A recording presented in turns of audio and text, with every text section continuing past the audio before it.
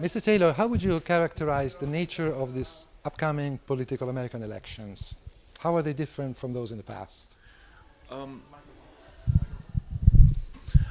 I would say that ultimately the role of communications over the past few elections has been radically different from the past, say, 200 years.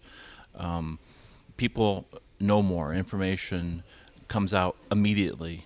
Once the words are out of a candidate's mouth, various different types of social medias are spreading them everywhere. Also, because social media is the great leveler, it seems, wherein people who have a tremendous amount of knowledge and experience have their opinions shared with someone like me who just sits around and types things into a computer. People have so much information that it's really hard to say where this information is coming from. It's confusing. I think that that people are becoming exhausted by the constant political barrage that's coming at them from so many different types of social messaging. It's no longer sitting down with a piece of paper and writing a letter to the editor. Those days are long gone. I think the only thing people can really agree on is that they can't wait for it to be over.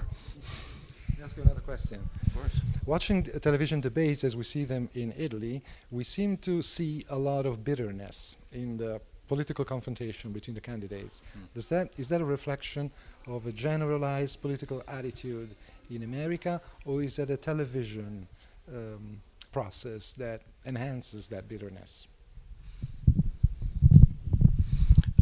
I think both. I think that over the past 20 years, in general, you've seen a steadily more bitter process, more of a all or nothing, at least as it's presented to the public.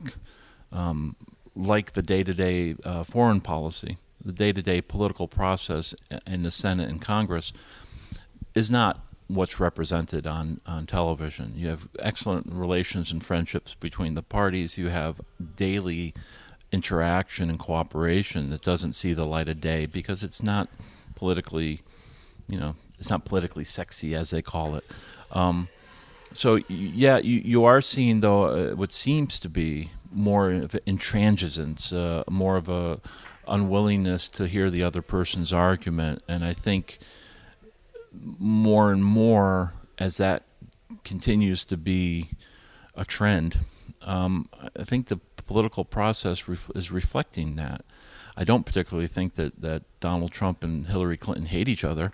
They've got long history of friendship, and their children are friends. I mean, it's not that. I don't think that. I think that viewed through the lens of the political process, you see more of the diatribe. You see more of the rhetoric and the polemic and the anger and the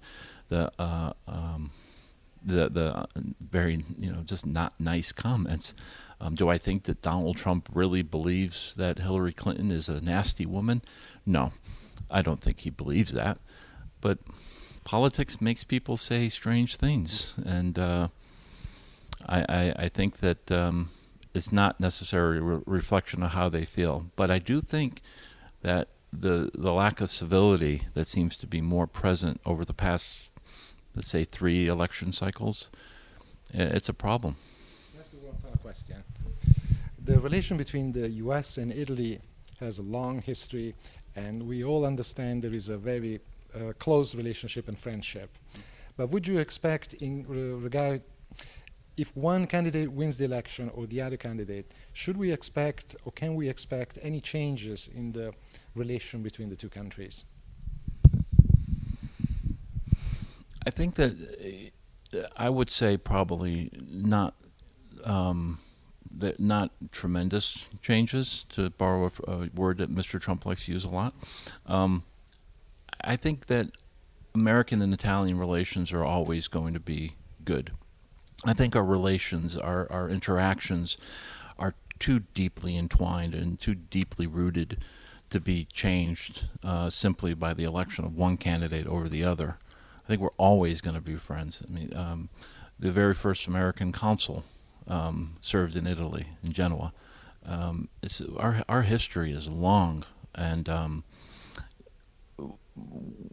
different candidates will approach different issues from different directions or from different methodologies or ideologies.